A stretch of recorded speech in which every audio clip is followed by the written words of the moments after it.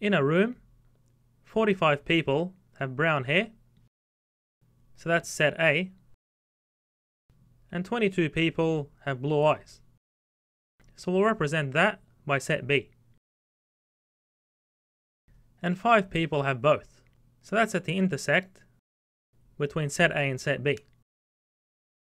And we're asked how many people have brown hair or blue eyes.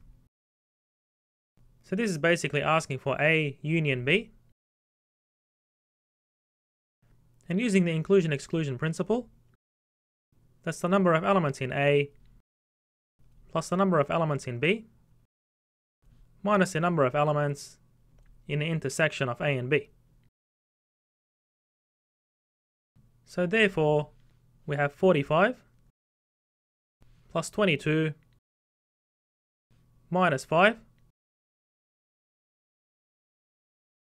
which is 67 minus 5, or 62 people, which have brown hair or blue eyes.